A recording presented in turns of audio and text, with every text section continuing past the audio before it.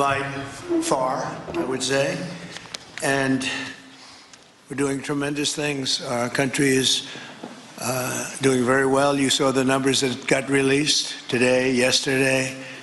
Deficits cut way, way, way back at levels that nobody's ever seen before, setting records. And the numbers coming into our country are unprecedented. And we're doing really well. We had a situation 3 days ago with Venezuela, and we're getting along extremely well with the people of Venezuela, both the people and the people that are running Venezuela. I just want to thank our military. What they've done is incredible. That was considered unprecedented, to go into a military fort with thousands of soldiers and others, and to come in with 152 planes going every which way, and very rapid speeds, and helicopters, and to come out with no deaths and the loss of no equipment. It was pretty amazing. Nobody's seen anything like it. I was called by the leaders of numerous countries. I won't go into which ones, but the biggest and the strongest, and they said that was very impressive. They're all impressed. But today I'm delighted to welcome almost 24 of the biggest and most respected oil and gas executives in the world to the White House. It's an honor to be with them. We have many others that were not able to get in. I said if we had a ballroom, we'd have over 1,000 people. Everybody wanted. I never knew your industry was that big. I never knew you had that many people in your industry. But here we are. And in fact, if you look, come to think of it, well, I got to look at this myself.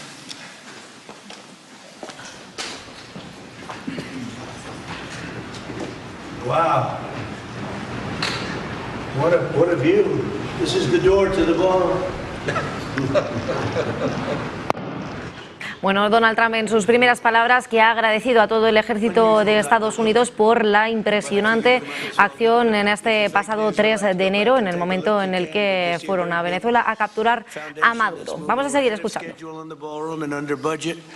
It's going to be, I don't think there'll be anything like it in the world, actually. I think it's be the best. We went from, this is, as you know, our biggest room, which would seat 100 for dinner, maybe, if you're lucky, if you're nice and tight.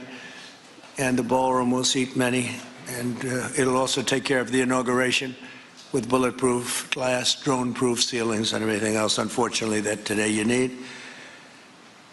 So we're going to discuss how these great American companies can help rapidly rebuild Venezuela's dilapidated oil industry and bring millions of barrels of oil production to benefit the United States, the people of Venezuela, and the entire world. And yesterday, the number is 30 million barrels. I can't even, is that a correct number? 30 million barrels. You hear that, Peter? Of oil was given to us by Venezuela.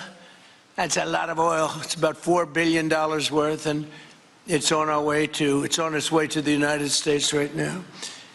And we want to thank Venezuela for that. And we're working very well with them, obviously, or they wouldn't have been so generous. But they respect us again. They didn't respect us at all before. So that's money that goes to the United States. Some will go to Venezuela, and some will go to the oil companies, but not that, because that's already been extracted. So when you're not getting any of that, but when you start extracting, you'll get. But it's tremendous reserves, among the biggest in the world. Some people say it is the biggest in the world. And we're going to be working with Venezuela. We're going to be making the decision as to which oil companies are going to go in, that we're going to allow to go in. We're going to cut a deal with the companies. We'll probably do that today or very shortly thereafter with Chris and Doug. And we're dealing with the country, so we're empowered to make that deal. And you'll have total safety, total security. One of the reasons you couldn't go in is you had no guarantees, you had no security, but now you have total security. It's a whole different Venezuela, and Venezuela is going to be very successful. And the people of the United States are going to be big beneficiaries, because we're going to be extracting, numbers of, in terms of oil, like, few people have ever seen, actually. So you're dealing with us directly. You're not dealing with Venezuela at all. We don't want you to deal with Venezuela. Let me thank Vice President J.D. Vance, who's doing a fantastic job. Secretary of State Marco Rubio, likewise, a fantastic job. I have good people. I like them better than my first group.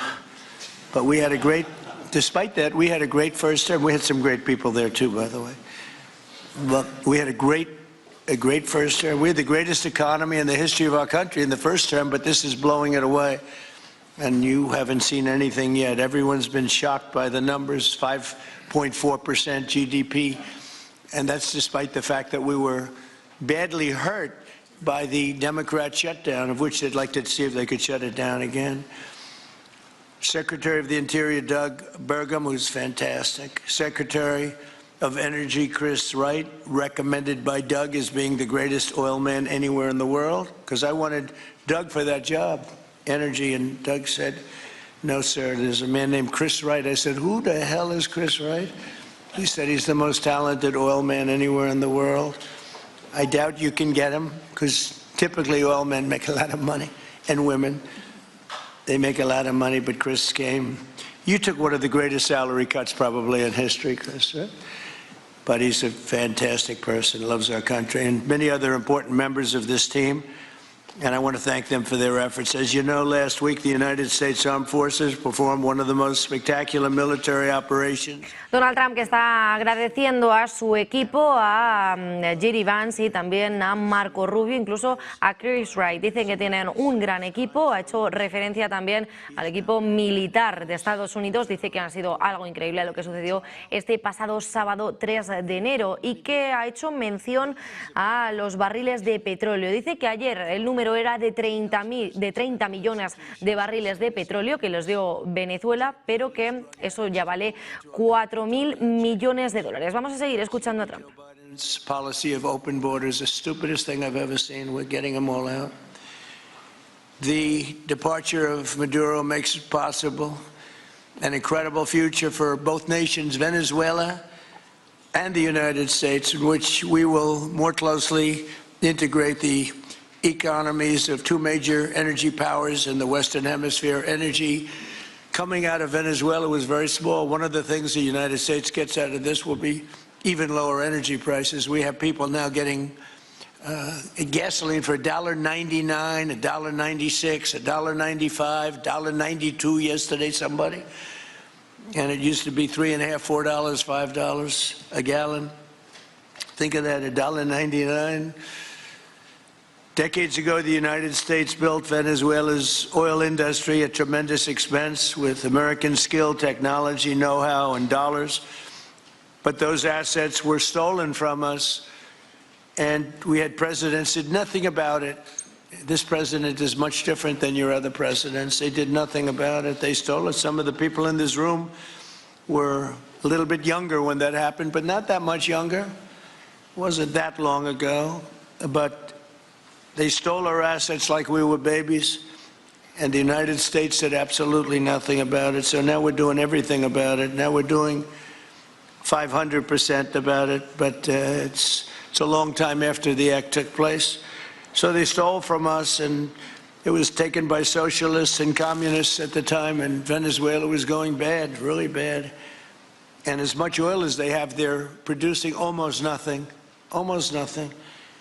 which is just a system. So we're really, if you look at it, we're taking back what was taken from us. They took our oil industry. We built that entire oil industry. Started a long time ago, but they took it, and they were very ungracious to this country, but now they're being very nice. American companies will have the opportunity to rebuild Venezuela's rotting energy infrastructure and eventually increase oil production to levels never, ever seen before. When you add Venezuela and the United States together, we have 55% of the oil in the world. The United States is #1. We have them drilling. Drill, baby, drill was my campaign, and Doug and Chris, I think we're setting records on drilling right now and taking oil without Venezuela. That's how we're getting the oil prices down. The plan is for them to spend, meaning our giant oil companies will be spending at least $100 billion of their money, not the government's money. They don't need government money. But they need government protection and need government security that when they spend all this money, it's going to be there so they get their money back and make a very nice return. The plan is for them to spend at least $100 billion to rebuild the capacity and the infrastructure necessary. Venezuela has also agreed that the United States will immediately begin refining and selling up to 50 million barrels of Venezuelan crude oil, which will continue indefinitely. We're all set to do it. We have the refining capacity. It was actually based very much on the Venezuelan oil, which is a heavy oil, very good oil, great oil. It's fantastic for certain things like asphalt roads. Best there is in the world for asphalt roads and other things. All of the companies here today are going to be treasured partners in bringing the nation of Venezuela back to life, restoring its economy and generating great wealth for their companies and for their people, and also great wealth for the American people and tremendous wealth for the companies that are going in. The companies that are going in, and if you don't want to go in, just let me know, because I got 25 people that aren't here today that are willing to take your place. So I just want to thank, these are people that I either know or I know of by reading lots of business magazines and journals and papers. These are the greatest oil people anywhere in the world. Harold Hamm, I see, is here. Harold, you know, there's a story about Harold Hamm that he could look at a piece of land, put a straw into the land, and oil pours out. Is that true about you? Whereas some of you guys have to invest hundreds of millions of dollars to find that oil. So we can't let that story be true. But they say Harold puts a straw into the land and oil comes gushing out. So you're not a big R&D person, are you, huh? He's called instinct for oil. Now, he's got other problems, but we won't talk about those problems. But he's been a great supporter of mine for a long time, haven't you, Harold? So congratulations. But we have, and I think Harold would agree, we have the greatest oil men and women anywhere in the world sitting in this room right now. And we have a lot of people that will be back to see us sometime next week. We're going to have another meeting for another group. But we're going to do this very quickly. We can have this done almost immediately. So I'd like to thank you all for being here. I'd like to invite Vice President Vance to say a few words, followed by Secretaries Rubio, Burgum, and Wright. And then we'll have a few words from representatives that are here and to discuss their ideas, a couple of them. We have Chevron, which has been, where's Chevron? Where are you? Far right. No, I thought you'd have a better location. You were the only one that was there for all that. I used to call you and say, what the hell is going on with Venezuela? He stuck it out. I don't know if you made money or not, but you stuck it out. They got to give you a lot of credit for that. Mark Nelson, thank you very much. Exxon CEO Darren Woods. Darren, thank you very much. How's Exxon doing? Okay? All right, they'll do a lot better now, won't they, huh? Exxon's been amazing. It's been an amazing company. And ConocoPhillips CEO Ryan Lance, thank you very much. So you guys could say something, and then we'll take some questions from the press. And if anybody else would like to speak, we'll have you speak. We have all the time in the world. This is a big subject. This is massive wealth. And more importantly than massive wealth, it leads to lower taxes and a lot of jobs for Americans and for Venezuelans, but for Americans in this case.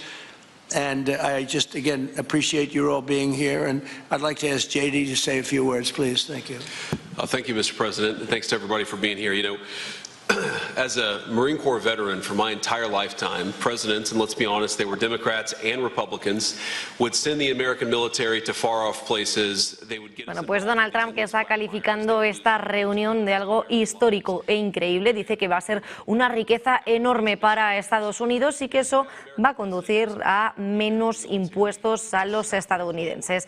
Trump, que ha asegurado que muchas empresas quieren entrar en el mercado petrolero en Estados Unidos, aunque también ha lanzado un ultimátum para aquellas que estén reunidas desde allí, desde Washington, con él y que no quieran entrar. Dice Donald Trump que se lo avisen cuanto antes porque tienen una infinita lista de empresas que quieren participar en Estados Unidos. Además, Trump, que ha dicho que las compañías petroleras de Estados Unidos van a tratar directamente con él, con el presidente estadounidense, que no van a tratar con Caracas y que ningún asunto pasará por él.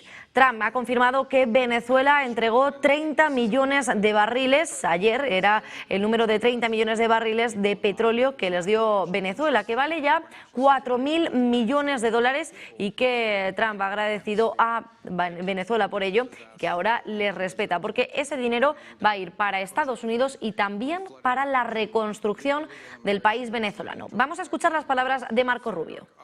Cooperated with drug gangs, and by the way, stole the wealth of that country to fund a repressive regime and also benefit adversaries such as Iran. All of that is now changing.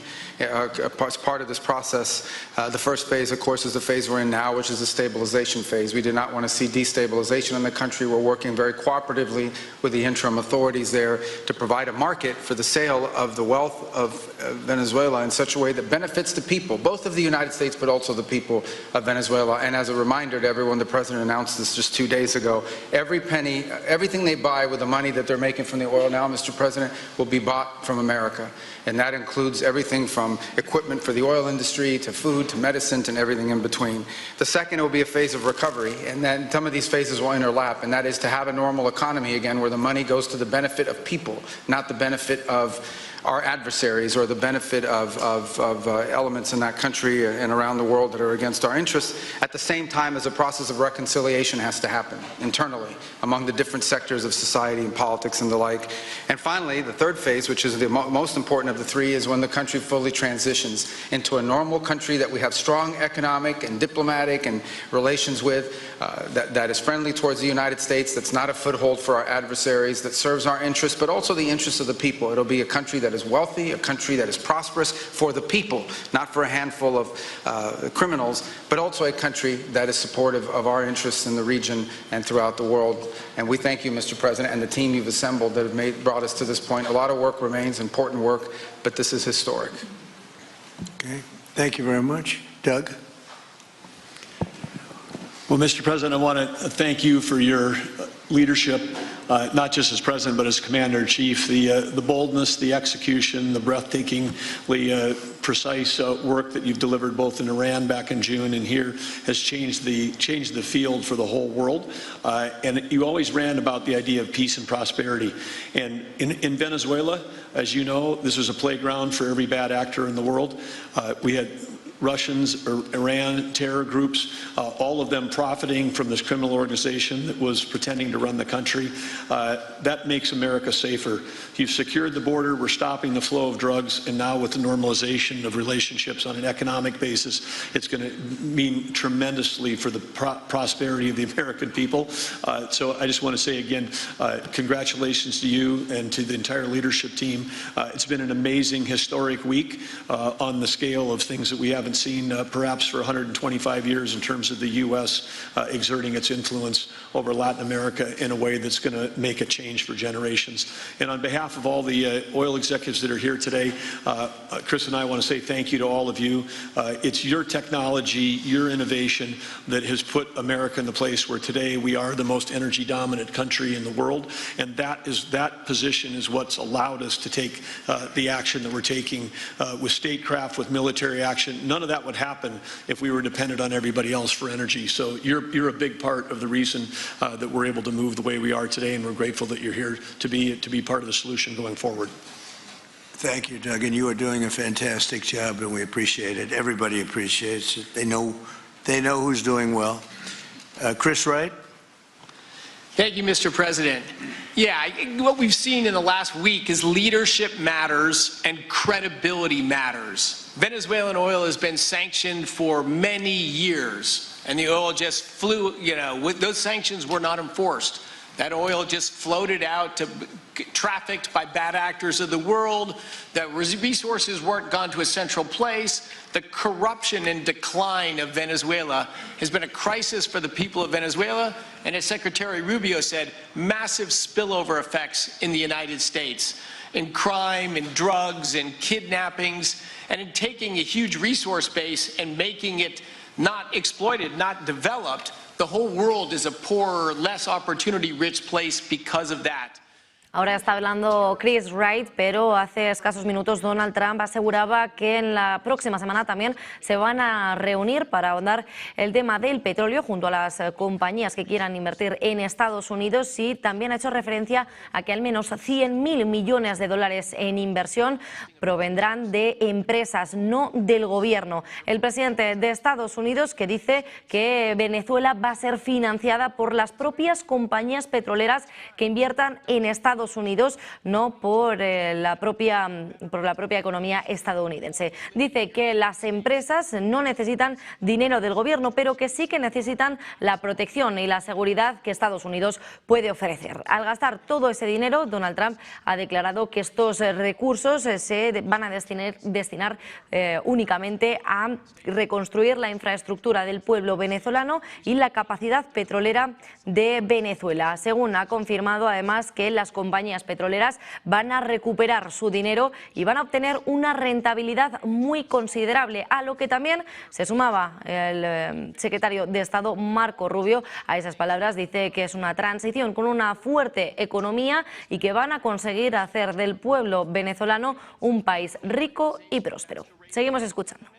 And then to use the power of our military, not to fire bullets, but to stop the flow of Venezuelan oil to the world, immediately gave us leverage over the interim authorities in Venezuela and has allowed us to be in this position today where the actions of this government can massively improve Venezuela for the better, and the bigger impact is to massively improve the quality of life, affordability, safety, and security of the United States.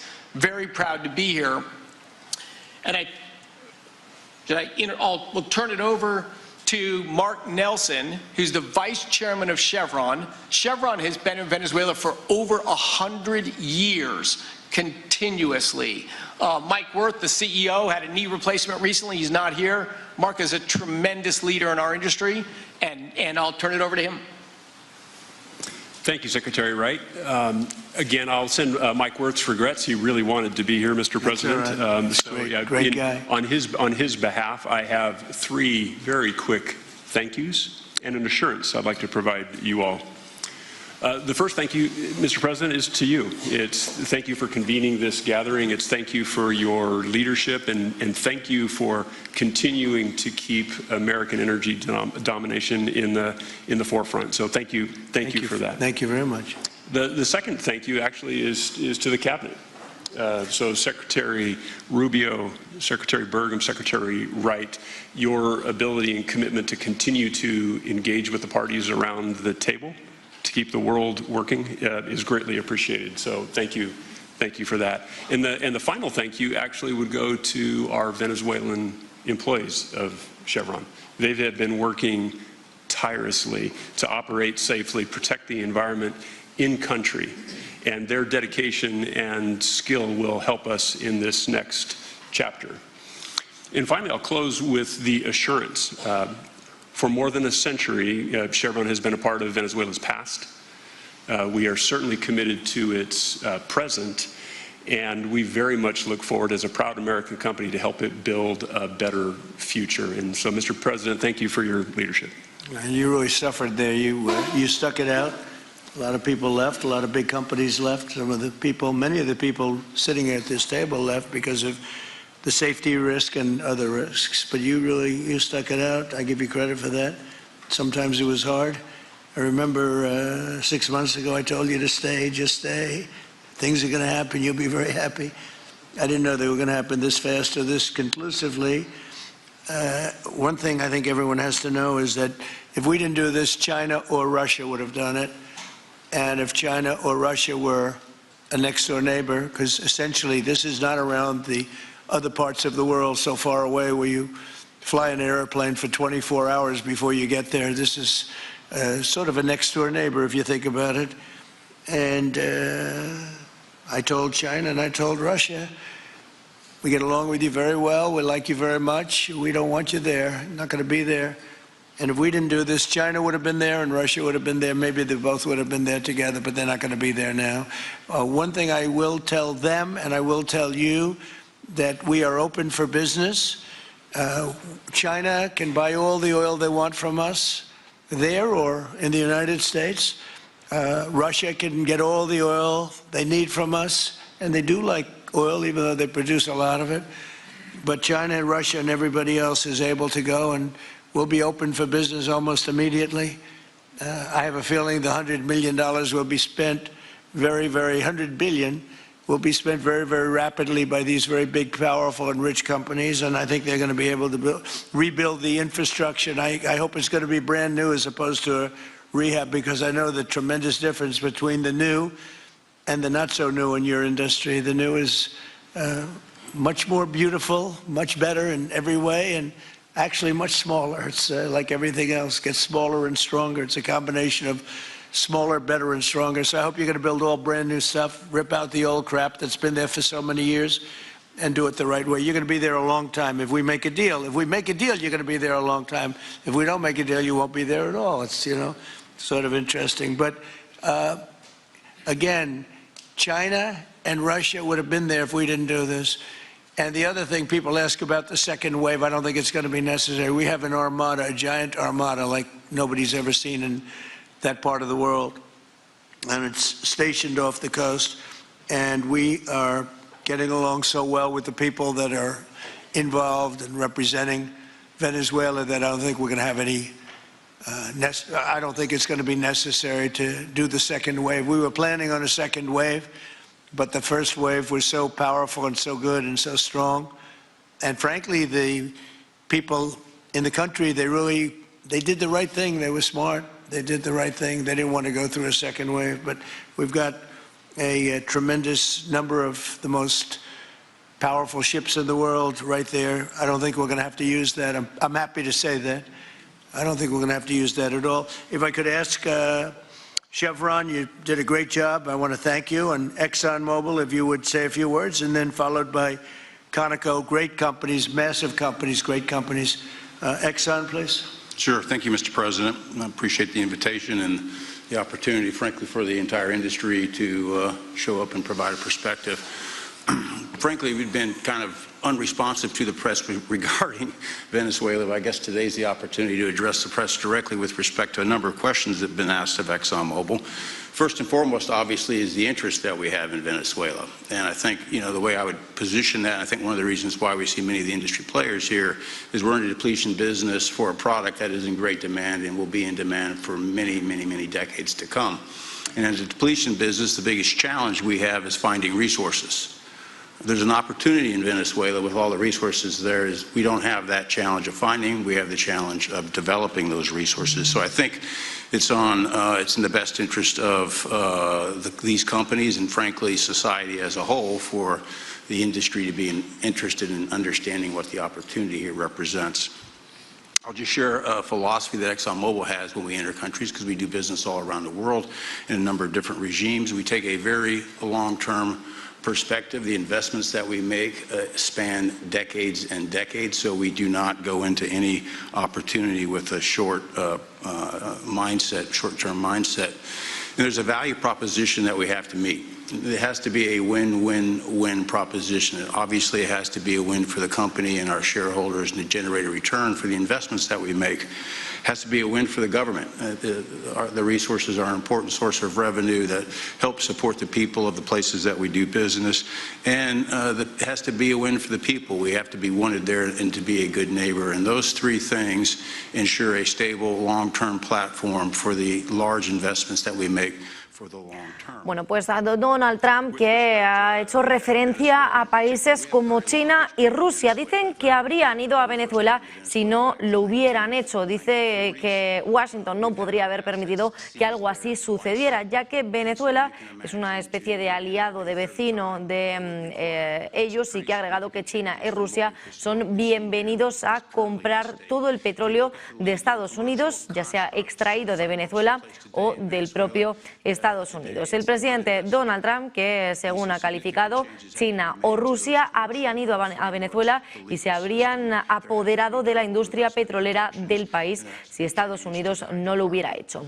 Por tanto, Donald Trump también hacía referencia a la segunda oleada en Venezuela. Dice que no va a hacer falta esa segunda oleada, que la primera ha ido bien y que con ellos se van a quedar, que no van a utilizar esos grandes barcos que tienen. Ahora le daba la palabra al CEO de Exxon. También ha agradecido el último movimiento por parte de la compañía de Chevron y ha agradecido también a su CEO, quien está también sentado en la mesa de la reunión. Vamos a escuchar las palabras de Trump.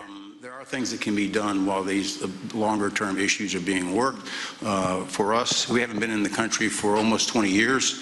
We think it's absolutely critical in the short term that we get a technical team in place to assess the current state of the industry and the assets, to understand what would be involved to help the people of Venezuela get production back on the market. With the invitation of the Venezuelan government and with appropriate security guarantees, we are ready to put a team on the ground there.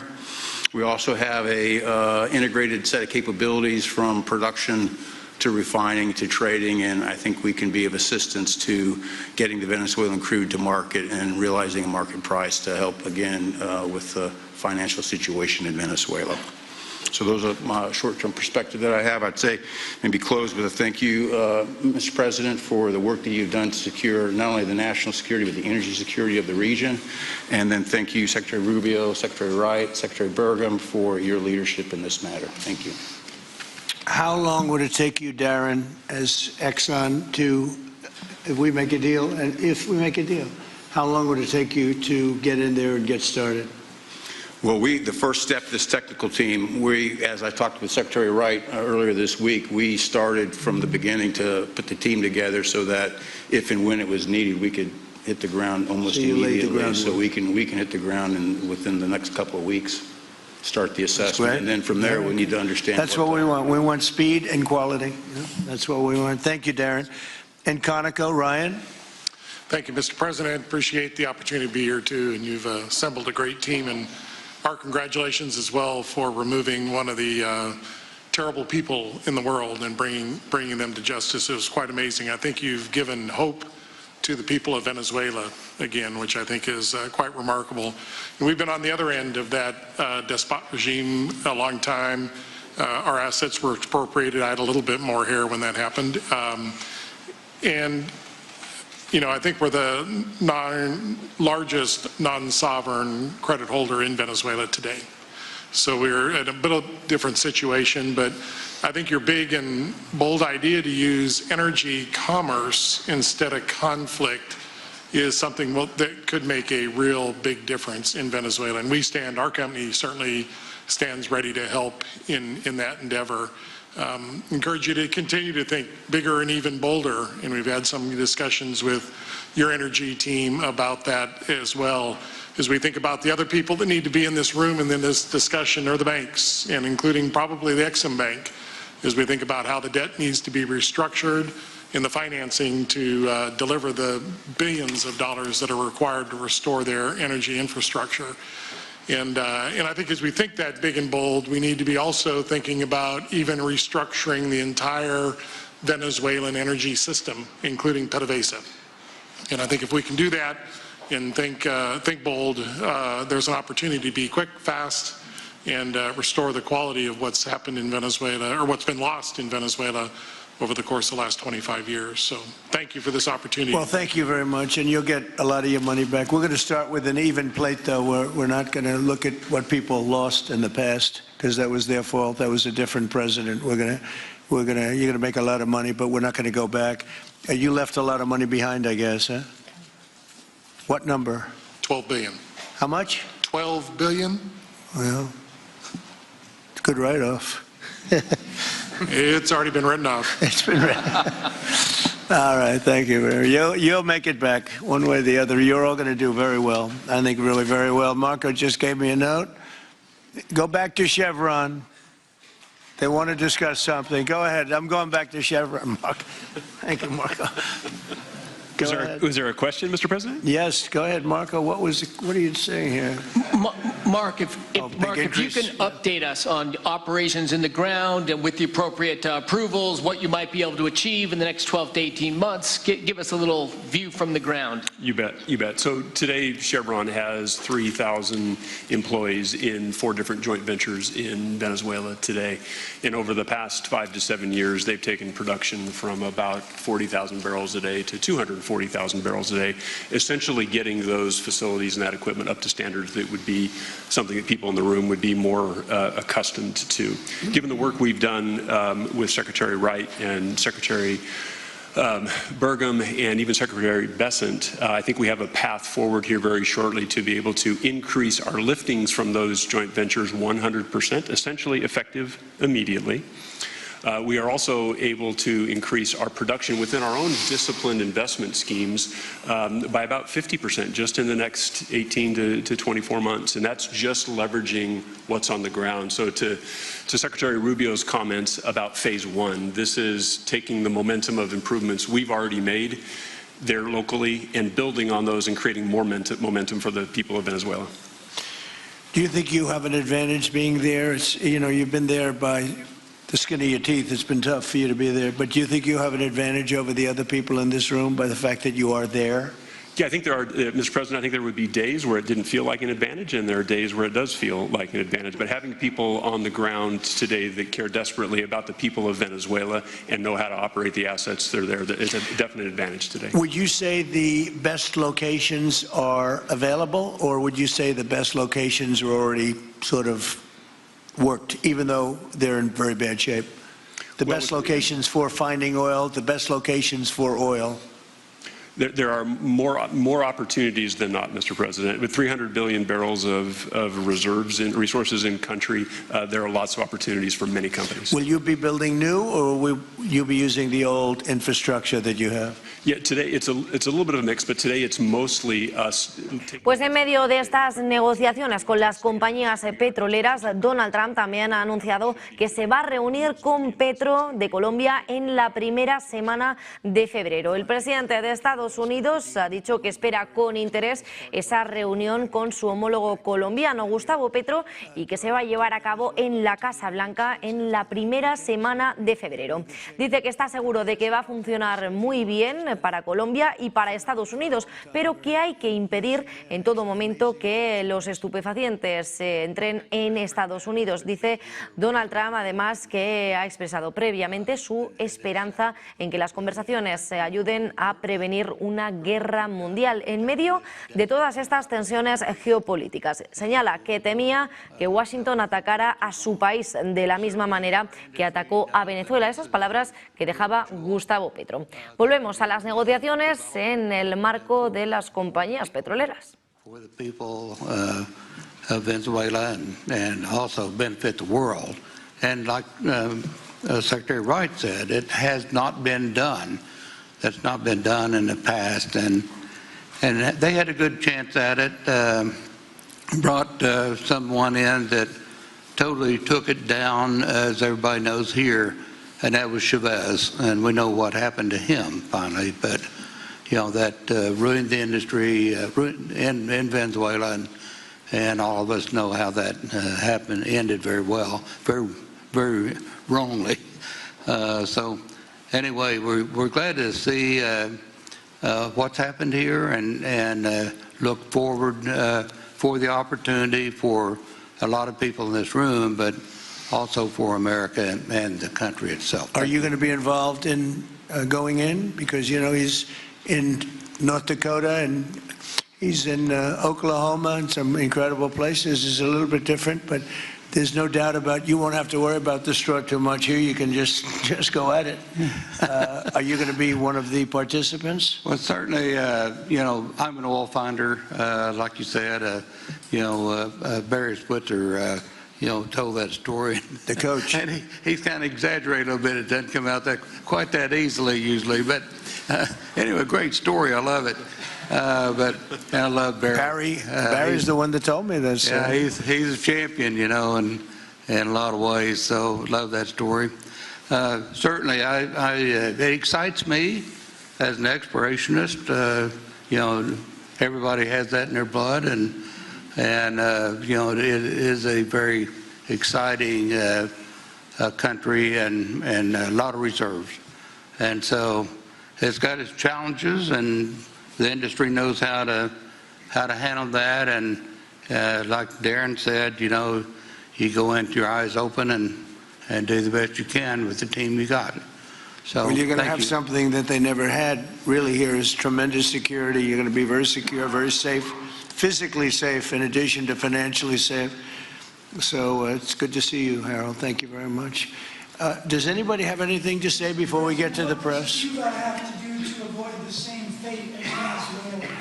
What does Cuba have to do? Well, Cuba's in bad shape. Cuba relied on Venezuela for oil and for money. And nobody really knows what's going to happen with Cuba. They're doing very poorly. They're really third world all the way. And we have a lot of great Cuban Americans. And I would say Marco fits very solidly into that category. And I might ask you to say a few words about, we were discussing it before, Cuba is a very different, they don't have energy, they don't have oil, but they would live off of the oil from Venezuela. And what they do have is very strong people. And very powerful people militarily, and they would protect the people running Venezuela, and they would take in a lot of money from Venezuela. Now they don't have that. They won't be taking in any money. So, Marco, what do you think? Well, I mean, the fundamental problem in Cuba is that it's run by incompetent people that don't know what an economy looks like, much less a functioning one. They've made a choice, and that is they would rather have political control over their people than they would have an economy that functions. And they've gotten away with it for 60-something years because they've had donors, the Soviet Union, and now most recently Venezuela, but that's now gone. So the people in control in Cuba have a choice to make. They can either have a real country with a real economy where their people can prosper, or they can continue with their failing dictatorship that's going to lead to systemic and societal collapse. So it's a very stark and dramatic choice, and it's one we hope to make the right one. We don't have an interest in a destabilized Cuba, but that would be their fault because they refuse to allow the people of Cuba to have either economic or political freedom for that matter. And you have a lot of people in this country that want to go back to Cuba and help Cuba. A lot of people have left, they came in penniless, they didn't have anything, and they've become very rich people in our country, and they want to very much go back and help Cuba. So that's something that Cuba has that a lot of other places don't have. Peter? President Trump, thank you. I do want to ask you about Minnesota, but first, just more on topic. President Zelensky said that he was watching with the rest of the world as you made this order to go and capture Nicolás Maduro. And he said, if that's how it works with dictators, then the United States knows what to do next. Sounds like he wants you to go and capture Vladímir Putin. Would you ever order a mission to go and capture Vladímir Putin? Well, I don't think it's going to be necessary. I think we're going to have I've always had a great relationship with him. I'm very disappointed. I settled 8 wars. I thought this would be in the middle of the pack or maybe one of the easier ones. And I don't know if you know, Peter, the last month, they lost 31,000 people, many of them Russian soldiers, and the Russian economy is doing poorly. I think we're going to end up getting it settled. I wish we could have done it quicker because a lot of people are dying, and mostly soldiers. They get hit in Kiev and they get hit a little bit here and there, and people are dying there too. But largely it's the soldier population. When you have 30,000, 31,000 soldiers dying in a period of a month, 27,000 the month before, 26,000 the month before that.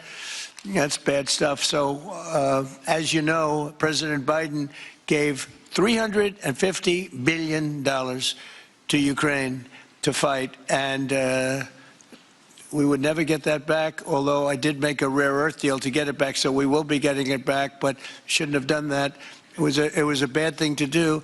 I will say that right now, because I was able to get NATO to up GDP from 2% to 5%. NATO's got a lot of money, and they're paying for everything. We're not losing any money. We're making a lot of money, I guess, if you think of it, because we're selling them military equipment. They're probably giving it to Ukraine. But we're selling them to NATO military equipment. We're getting full price and all of that. But that's not a big deal to me. What is a big deal is stopping a war where 30,000 people are being killed every single month. And on Minnesota, the vice president yesterday suggested that Renee Good, who was killed by this ICE officer, was part of a broad left-wing network. What has your team told you about this broad left-wing network? Who is in charge of it? Who's part of it? What's it called? Well, I haven't seen the vice president's statement, but he's generally very accurate. I hate to say, look, I watched that yesterday, and there were a lot of different forms to it. But there was a woman screaming, "Shame, shame, shame, shame." She was a agitator, probably a paid agitator, but in my opinion, she was an agitator, a very high-level agitator, so professional. She wouldn't stop screaming. I said, this isn't a normal situation. This is a professional troublemaker, because you heard it and I had it. Now, I will say this, the news sort of turned her down, turned her off, because you're trying to watch. She was so loud and so crazy and just not normal. When somebody sees something like that, they don't go screaming and the same words. So, I guess you could say professional, but I didn't think she did a very good job. You have agitators, and we will always be protecting ICE, and we're always going to be protecting our Border Patrol and our law enforcement. Yeah. Thank you, Mr. President. Mr. President, in your conversations with these oil executives today, did you provide any security guarantees so that they can do their work safely in Venezuela? Yeah. And separately, Mr. President, they will have those guarantees, yes. And separately, Mr. President, I'm curious in terms of the future of Venezuela. Do you see Venezuela now led by Delcy Rodriguez as an ally of the U.S.? Is that the way that you view that country right now? Well, right now they seem to be an ally, and I think it'll continue to be an ally, and we don't want to have...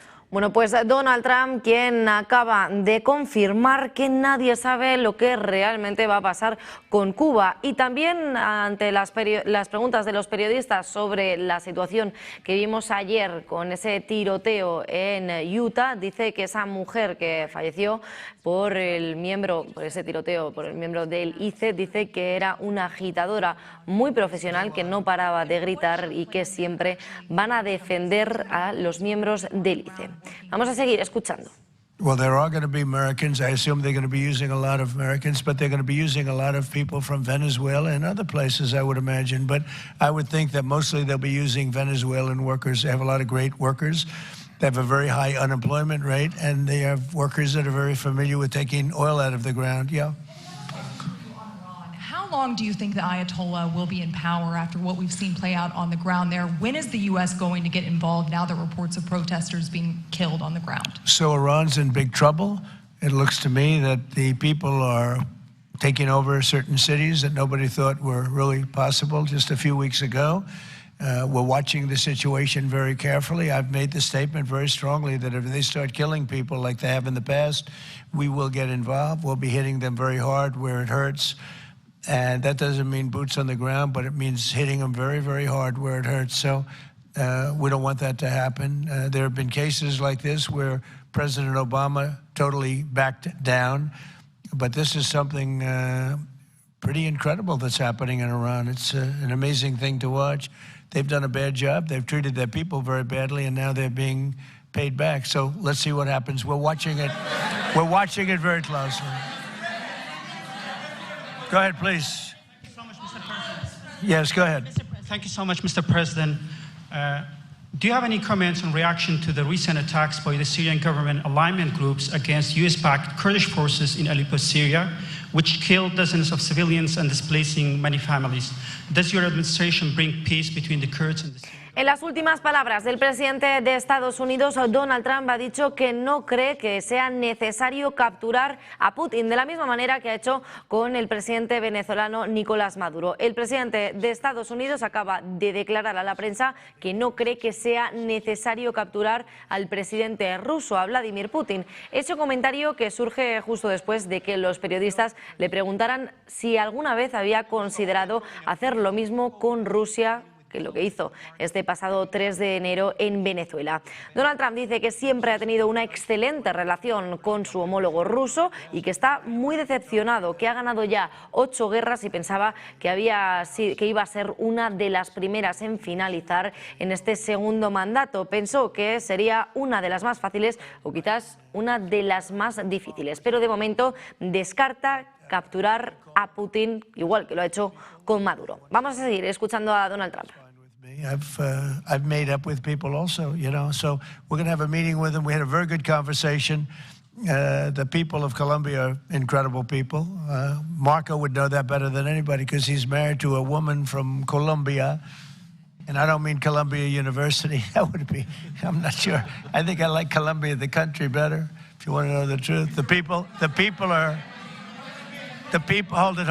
The people are great people. I look forward to meeting with them. We're going to meet in the very near future. Would you meet the president of Venezuela here in the White House? Would you greet her to discuss the fate of the oil? Yeah, well, I'm going to meet a lot of people, and we're going to meet, you know, we meet a lot of people. When you end 8 wars, you get to know a lot of people, and I think it's very important. As an example, we have over $18 trillion. Think of that, $18 trillion coming into our country. A lot of that's coming in from foreign countries like Saudi Arabia and Qatar and UAE and others. And I get to meet a lot of people, but I will be meeting with various representatives of Venezuela, probably pretty soon. We haven't set that up. But the relationship that we have with the people that are currently running Venezuela is very good.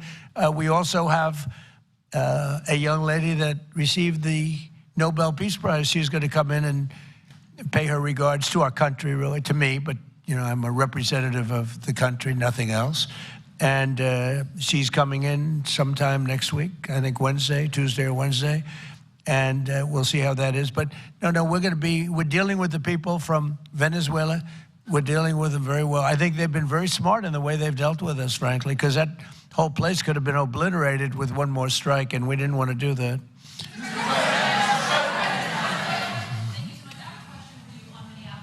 Venezuela and your meeting with Machado next week, if she gives you her Nobel Peace Prize, will that change your view about her running that country? Well, I have to speak to her. I mean, I'm going to have to speak to her. She might be involved in some aspect of it. I will have to speak to her. I think it's very nice that she wants to come in, and that's what I understand the reason is, because Norway is very embarrassed by what took place. I mean, they're getting decimated. Look, whether people like Trump or don't like Trump, I settled 8 wars, big ones, some going on for 36 years, 32 years, 31 years, 28 years, 25 years, some just getting ready to start, like India and Pakistan, where already 8 jets were shot out of the air, and I got it done in rapid order without nuclear weapons. I can't think of anybody in history that should get the Nobel Prize more than me, and I don't want to be bragging, but nobody else settled wars. Obama got the Nobel Prize. He had no idea why. He still has no idea. He walks around, he says, I got the Nobel Prize. Why did he get a Nobel Prize? He got it almost immediately upon attaining office, and he didn't do anything, and he was a bad president. So, I mean, you should get the Nobel Prize for every war you stopped. These were major wars. These were wars that nobody thought could be stopped. President Putin called me, and he said about 2 of the wars that he's been trying to stop them for 10 years. He wasn't able to do it. He couldn't believe it. So in theory, you should get the Nobel Prize for every war you stopped. Every one of them was major. But I don't care about that. What I care about is saving lives. I've saved tens of millions of lives. You know, the Prime Minister of Pakistan came here, and he made a very public statement. He said that President Trump saved minimum 10 million lives having to do with Pakistan and India, and that was going to be raging. So, you know, but I'm honored that she's coming here. I look forward to meeting her, yes. Go ahead.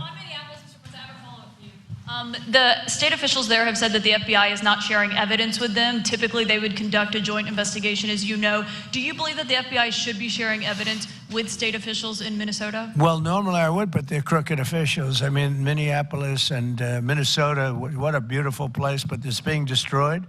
It's got an incompetent governor, fool. I mean, he's a stupid person. And it looks like the number could be 19 billion stolen from a lot of people, but largely people from Somalia. They buy their vote. They vote in a group. They buy their vote. They sell more Mercedes-Benzes in that area than almost. Can you imagine you come over with no money and then shortly thereafter you're driving a Mercedes-Benz? The whole thing is ridiculous. So they're very corrupt people. It's a very corrupt state. I feel that I won Minnesota. I think I won it all 3 times. Nobody's won it since Richard Nixon won it many, many years ago. I won it all 3 times, in my opinion. And it's a corrupt state, a corrupt voting state. And the Republicans ought to get smart and demand on voter ID. They ought to demand maybe same-day voting and all of the other things that you have to have a safe election. But I won Minnesota 3 times, and I didn't get credit for it. I did so well in that state every time. The people were crying every time after. That's a crooked state. California is a crooked state. Many crooked states. We have a very, very dishonest voting system. The last time I won, 24, the one that just took place, I won because it was too big to rig. You couldn't rig it. It was too big. But I won the state of Minnesota. It's a corrupt voting system with an incompetent governor, a very incompetent governor. And by the way, he's a very corrupt governor, too. Go ahead. I have a question on Iran, but first, very quickly on Venezuela. How do you provide total security guarantees to these companies without putting U.S. boots on the ground? Well, we're going to work with the Venezuelan leaders and people, and we're going to have a very safe group, and they're going to also bring over some security with them. You know, these are not babies. These are people that drill oil in some pretty rough places. I could say a couple of those places make Venezuela look like a picnic. These people around the table, these are tough people. They go into areas that you wouldn't want to go. They go into areas that if they invited me, I'd say, no thanks, I'll see you back in Palm Beach. No, this is a tough group of people. They know how to do it. But we are, in addition to that, we'll have very good security for them. We're going to make sure there's very, very good security. And I think the people of Venezuela are going to give you very good security. You know, the people... Now, I'm not talking even leadership. The people of Venezuela are going wild over this. They named a street after President Trump. What do? You attack a country and they name a street? That's never happened before. Although I heard that's also taking place in Iran. They named a street. The protesters. I just hope, you know, just God bless them. I just hope the protesters in Iran are going to be safe, because that's a very dangerous place right now. And again, I tell the Iranian leaders, you better not start shooting, because we'll start shooting too. With your glasses, sir, go ahead, please. Hold it. Next to you. Yes, glasses. The gentleman with the glasses. All right, thank you, Mr. President. With those very big glasses, actually. Yeah, Ferrari, actually. Mr. President, I have 2 questions. What do you want the European Union to do in Ukraine? The European leaders seem pretty divided on Ukraine. And then, if you can reiterate this straight message that you have to the Iranian leader, to Khomeini, the message that you have. You're talking about Iran? Oh, Iran, yeah. What the do first I want one is on Iran Europe. to do? I'm sorry? Where are you from? Italy. Oh, nice place. Yeah. Okay. The first question So is what on are you Europe. asking about Iran for? Well, if you can answer about Europe and what you think the Europeans should do on Ukraine, and then a message. Well, look, Europe has been doing so much for Ukraine, but it hasn't been enough. And obviously that I would say that President Putin is not afraid of Europe. He's afraid of the United States of America, as led by me. There's no fear of Europe. You know, Europe's fallen behind. And Europe, and J.D. said it very strongly, I don't know, he took a lot of heat, but I didn't give him any heat. Europe is a different place. Europe is changing. Europe has got to get its act together. I love Europe. I guess I came from Europe, essentially. My roots are in Europe, but Europe is a different place. They have to get their act together. Now they have a great NATO leader, and they've gone up to 5% from 2% GDP. That's a big step. But they have to be very careful with their immigration policy, and they have to be because, you know, I will just say, to be nice, that there are certain places in Europe that are very important that are no longer recognizable. I'm being very nice. I'm being very diplomatic when I say that. They are not recognizable. And they have to be careful on energy, because they're putting windmills all over the place and losing a fortune. They're destroying their country. They're just destroying the beautiful landscapes, the beautiful everything. They're doing, and by the way, in case you people don't know, I'm not much of a windmill person. I can proudly say, Doug, that we have not approved one windmill since I've been in office, and we're going to keep it that way. My goal is to not let any windmill be built. They're losers. They lose money. They destroy your landscape. They kill your birds. They're all made in China. And all you have to do is, you know, just about all of the windmills are made in China, the structures. All you have to do is say to China, how many windmill areas do you have in China? So far, they're not able to find any. They use coal and they use oil and gas and some nuclear, not much, but they don't have windmills. They make them and sell them to suckers like Europe and suckers like the United States before. They are the worst form of energy, the most expensive form of energy, and in 8 years they're rotted out anyway. Go take a look at Palm Springs, California, and take a look at what that looks like. It looks like a junkyard of steel. So we don't approve, and I've told my people, we will not approve windmills. Maybe we get forced to do something because some stupid person in the Biden administration agreed to do something years ago. We will not approve any windmills in this country. On Venezuela, is it ultimately more important to you to establish stability there or democracy there? Well, you're talking about maybe the same thing. I mean, you're talking about stability or democracy. I don't know. To me, it's almost the same thing. We want stability, but we do want democracy. Ultimately, it'll be democracy. Peter? I do have a policy question, President Trump, but I'm having a hard time seeing here. I see the American flag lapel pin. What is the other lapel pin on Somebody gave me this. You know what that is? That's called a happy Trump. And considering the fact that I'm never happy, I'm never satisfied, I will never be satisfied until we make America great again, but we're getting pretty close, I'll tell you what. This is called a happy Trump. Somebody gave it to me, I put it on. Thank you, thank you. And the policy question. How much money are you thinking of giving people in Greenland to get them on board with a possible U.S. I'm not talking about money for Greenland yet. I might talk about that. But right now, we are going to do something on Greenland, whether they like it or not, because if we don't do it, Russia or China will take over Greenland, and we're not going to have Russia or China as a neighbor, okay?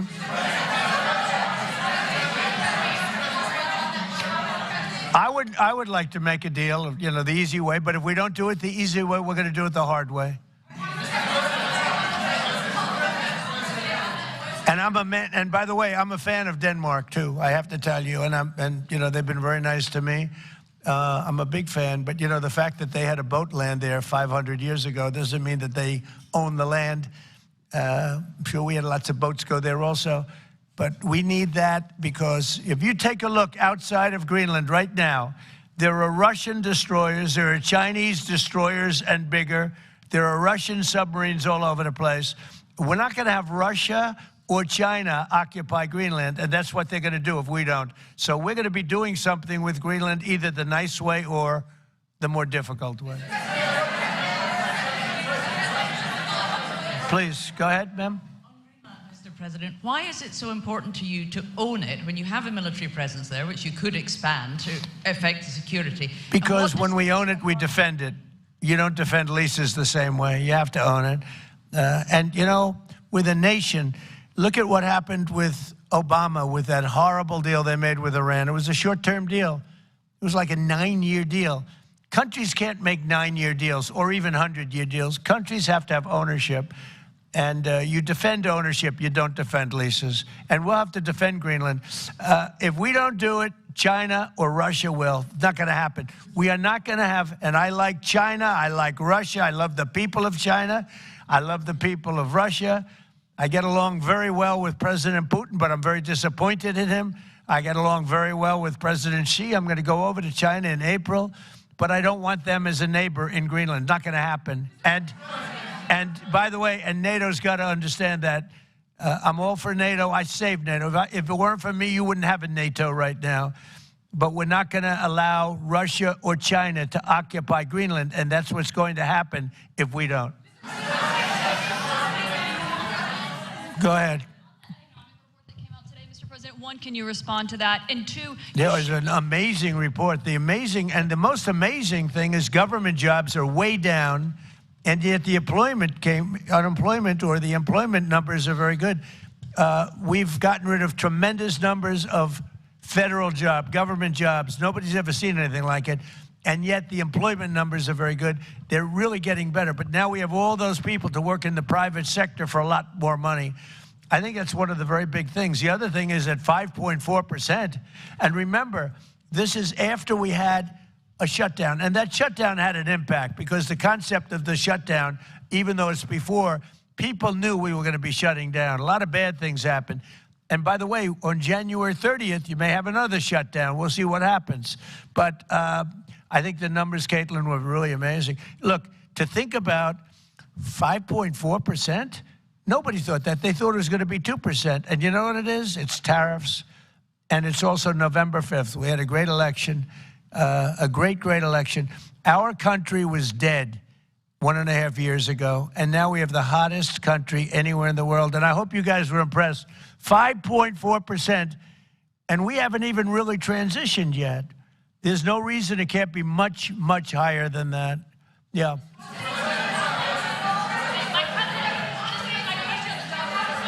First off, can you respond to the manufacturing number? Let's give CNN a chance. You know, they've been fighting so hard to get back into the mainstream. Mr. President, you posted some numbers actually on Truth Social last night. People saying you posted the job data early when you're not supposed to obviously share it till the next morning. Did you do that on purpose? No, I don't know. If they posted them, I said post them whenever you get a chance. I don't know. They gave me some numbers. When people give me things, I post them. But the numbers are amazing. Yeah, please. Administration plan to distribute the money from the Venezuela oil sales? Is it, obviously you say it's going to go into these controlled accounts. Yeah. Would it go back to Venezuela in a direct payment? Is it going through these goods? How do you plan to do that? Well, we want to make sure that Venezuela can survive. You know, Venezuela needs money, and we're going to make sure that they get money. And we're going to get money, and the oil companies are going to make something for the work they do, and they're going to get back their money. We're devising a formula, but it won't be so much of a formula. It's going to be what they need.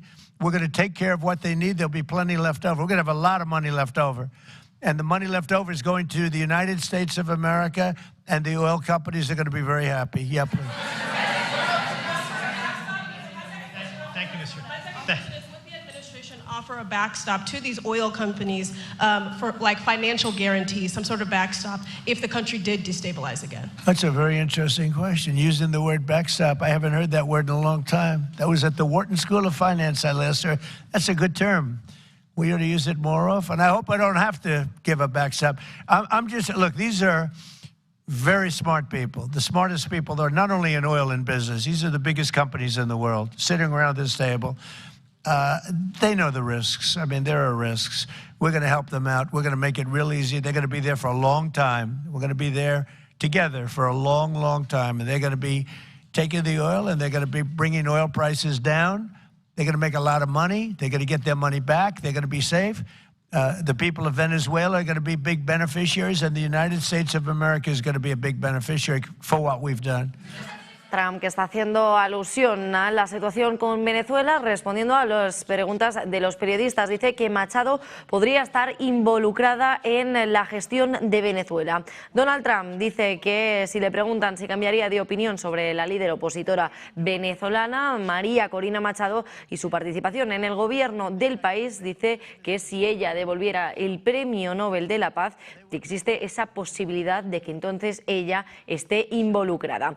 Dice que tiene que hablar con Machado primero, pero que podría estar involucrada en algún aspecto del asunto. Ha declarado y ha añadido Donald Trump que le parece muy agradable que quiera venir a la Casa Blanca a conversar con él, dando más detalles. Incluso Trump ha revelado que ambos se van a reunir el 13 o el 14 de enero. También ha criticado a Noruega por su elección del ganador del premio, reiterando que puso fin a múltiples guerras. Donald Trump.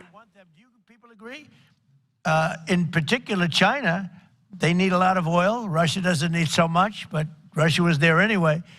But I assume you agree that China would like to be doing a lot of business there by buying oil. And I want to just tell President Xi and President Putin, but more so in this case, President Xi, because they do need a lot of oil. and we are open for business in the United States, and we are open for business in Venezuela, right?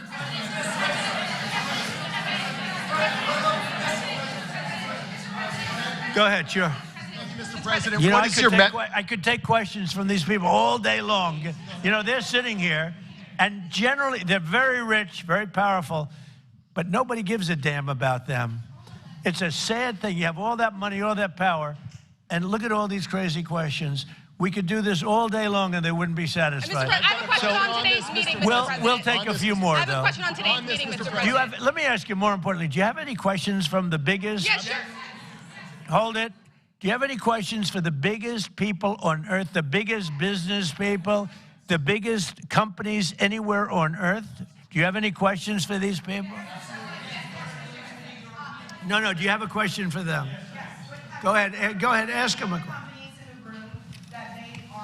To rebuilding the oil infrastructure in Venezuela, and for the executives in the room, what do you need from the administration in order to invest? That's a good question. Do you want to go and answer that question?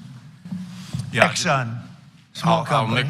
I'll refer you back to the statements I made before. There are a number of legal and commercial frameworks that would have to be established to even understand what kind of returns that we'd get on the investments. So I think all the investments and the opportunity sets, I think everyone sitting around this table would have the opportunity and the know-how and the capability to make the investments. The questions will ultimately be, how durable are the protections from a financial standpoint? What do the returns look like? What are the commercial arrangements, the legal frameworks? All those things have to be put in place in order to make a decision to understand what your return would be over the next several decades that these $1 billion investments would be made on.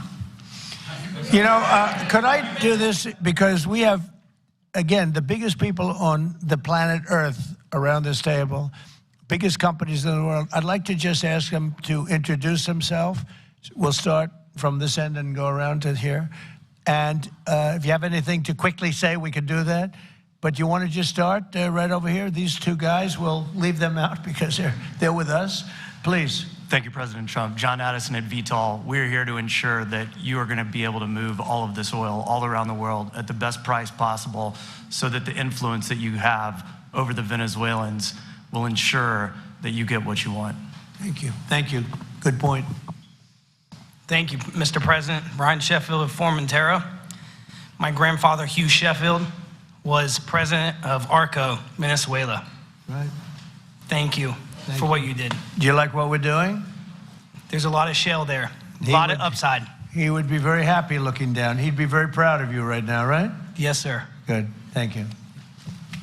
Mr. President, Luis Rodriguez. I'm probably the only Venezuelan American sitting on around this table. I want to personally thank you for the courage of your actions over the last couple of weeks. I think I speak, and I speak of Venezuela in general in saying there's optimism. Donald Trump, que dice que va a conseguir Groenlandia por la vía fácil o por la vía difícil, o más bien dicho, por las buenas o por las malas. Donald Trump dice que su país va a adquirir Groenlandia y que van a hacer algo que les guste o no, no va a estar en propiedad ni de Rusia ni de China, que eso no va a ocurrir, que no se van a apoderar de Groenlandia y que no van a tener ni a Rusia ni a China como vecinos. Además, Donald Trump ha dicho que le gustaría llegar a un acuerdo por las buenas, pero que si no lo hacen por las buenas, lo van a hacer por las malas. Durante esta reunión con los altos ejecutivos del petróleo y del gas, Donald Trump dice que van a hacer algo muy grande con Groenlandia y que Rusia y China no se van a apoderar de esa tierra vecina. Vamos a seguir escuchando a Donald Trump. And certainly we need time to see that through. So thank you for what you've done. Thank you very much. Thank you. Mr. President, I'm Lane Riggs, CEO of Valero Energy, and we're one of those companies that refineries in the U.S. are uniquely configured to run Venezuelan oil, and we're more than happy as this opportunity expands for us to further invest in our refineries to produce more of it. And you're very much set up for the heavy oil, right? Yes, sir. That's great. That's great. We're ready for it. Thank you, Mr. President. Thank you for having us here. Thank you. And thank you for opening the door to a better Venezuela. We are a Spanish company, but we are fully committed to invest here in the States. We have invested over the last 15 years $21 billion in the American oil and gas industry, in Pennsylvania, in the Gulf of America, in Texas, and in Alaska with the discovery of Pika that is going to have the first oil this quarter and is going to change, is going to reverse the declining history of that great state of Alaska. We are in Venezuela, Mr. President, with our partners of ENI. We produce the gas that guarantees the stability of a half of the grid power in Venezuela. So we are committed with this stability, and on top of that, we are on the ground. We have people, we have facilities, we have technical capabilities, and I take your point, Mr. President. We are ready to invest more in Venezuela. Today, we are producing 45,000 barrels a day gross of oil, and we are ready to multiply by 3 this figure in coming 2-3 years, investing hard in the country, following your recommendation, if you allow us, of course, and in the framework, commercial and legal framework that could allow this growth. So thank you, Mr. President. Thank you. Great job you've done. Thank you. Mr. President, thank you for having me. Matt Sheehy, I'm with Tallgrass Energy. We are an infrastructure business, so whether it's oil, gas, CO2, we move that around. So most of my customers are sitting around the table and happy to lend our expertise to what's going on in Venezuela to support the people. And obviously infrastructure is going to be critical to see it repaired. Thank you. Thank you.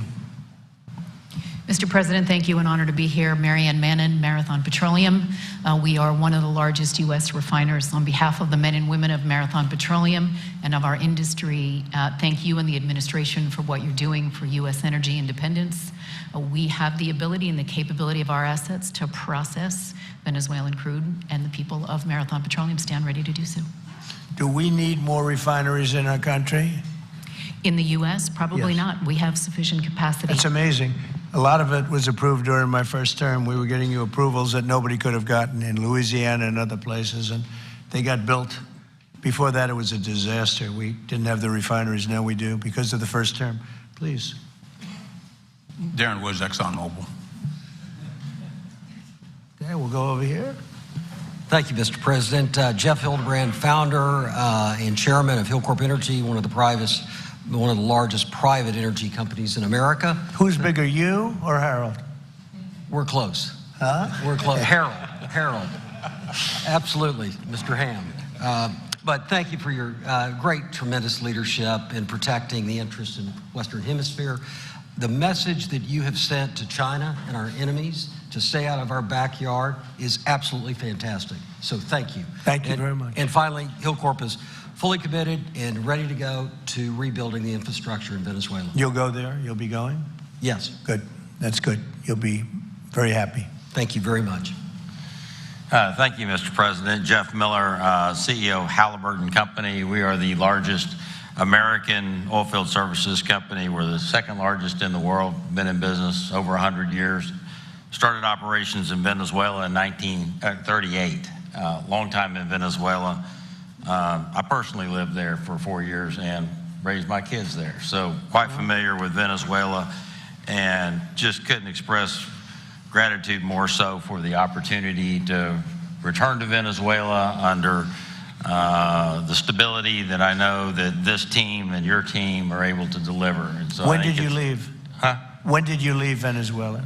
As a company, we left under the sanctions in 2019. So we had intended to stay, and then when the sanctions went into place, we were required to leave.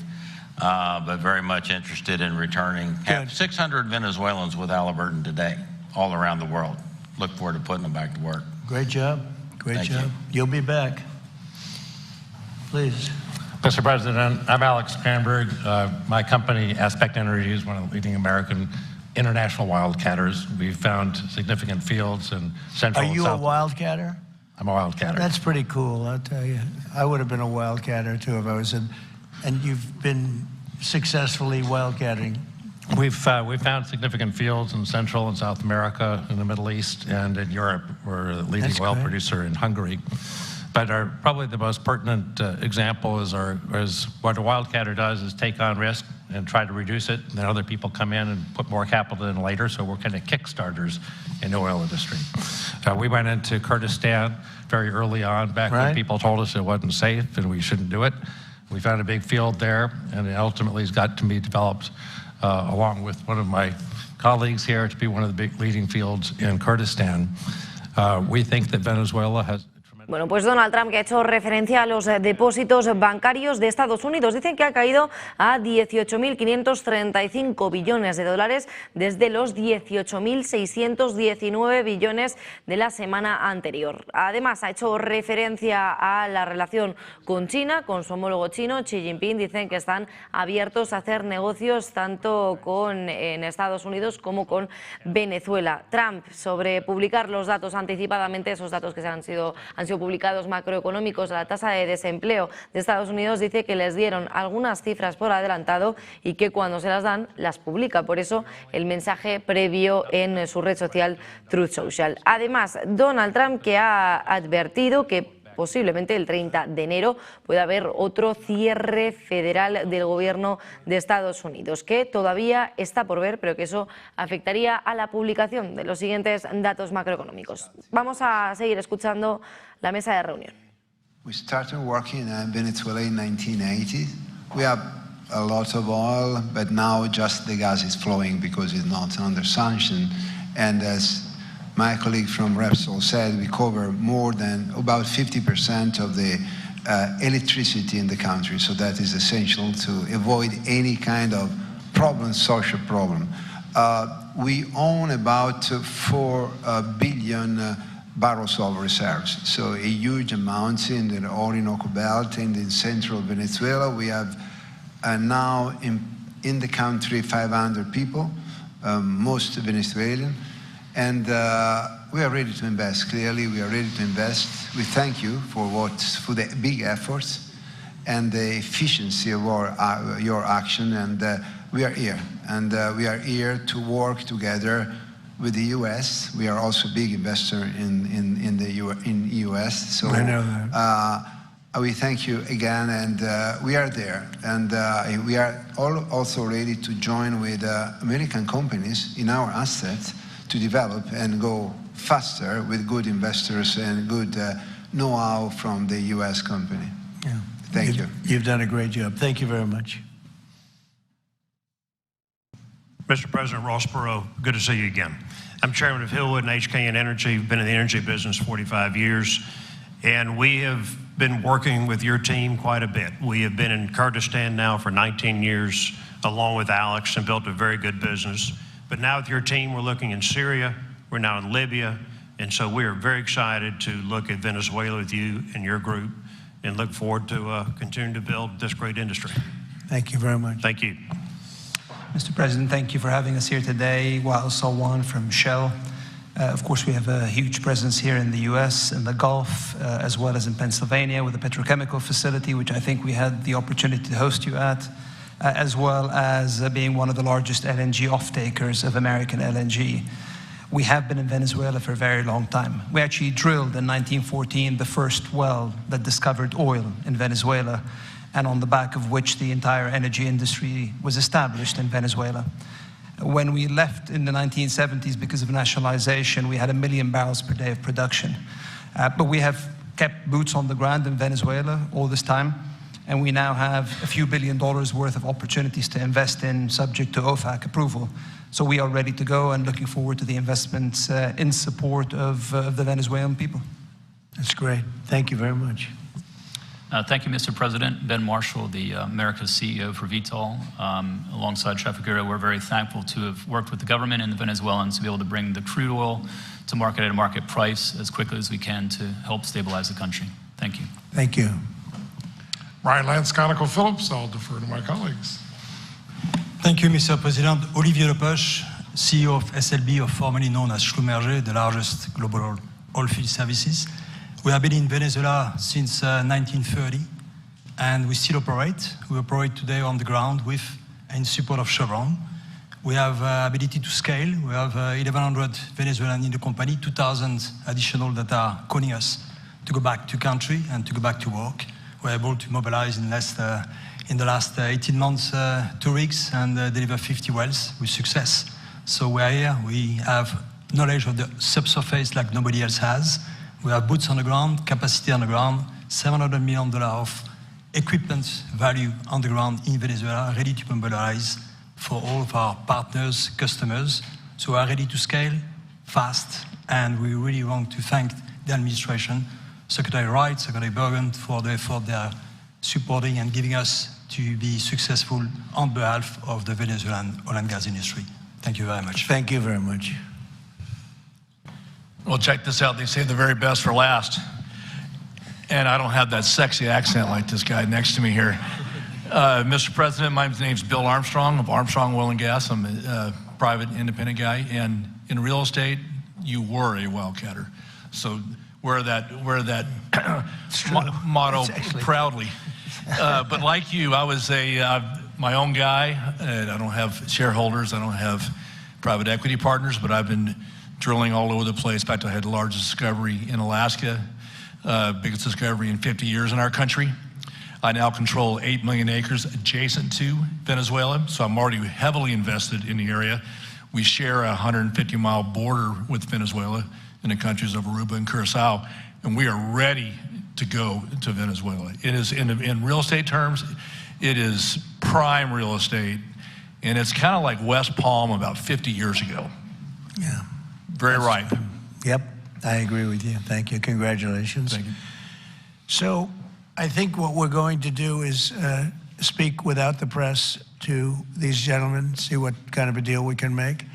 We're going to get them involved. I'm going to ask Doug and Chris and some of the people that we have from the business standpoint representing our country to start talking about the confines of a deal. I have an idea what I want, what I think we should have. We have to get them to invest, and then we have to get their money back as quickly as we can, and then we can divvy it all up between Venezuela, the United States, and them. I think it's simple. I think the formula is simple. We start with a brand new plate, and it's going to be a tremendous success. I think it's going to be probably like few other things could ever be. There's so much. Venezuela's been really taken advantage of by a lot of people because they drill very little. I mean, as much as you hear they drill very, very little, very small percentage. But now that'll change, and it'll change very rapidly because these are the biggest people, and it'll change very rapidly. So if you don't mind, I'll ask the press to leave, and we will see what kind of a deal we're going to make with these geniuses, and I think you're going to come out very good. Thank you all very much. Thank you. Thank you. Thank you.